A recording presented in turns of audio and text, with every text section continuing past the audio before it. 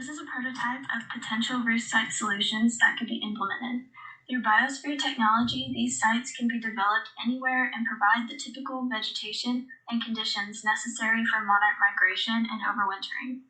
These sites can be developed on brownfield sites as a shift occurs from conventional to sustainable energy.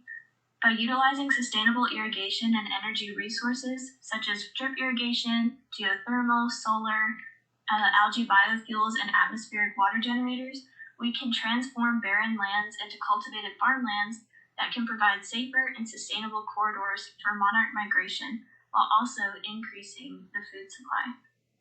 In addition to this, during monarch migration, butterflies tend to travel based on environmental sensory cues, namely the sun's orientation.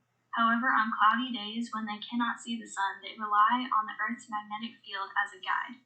And assuming that we have the technology, utilizing beacons that emulate and project the Earth's magnetic field could help guide monarch butterflies to new overwintering and roost sites or migration corridors.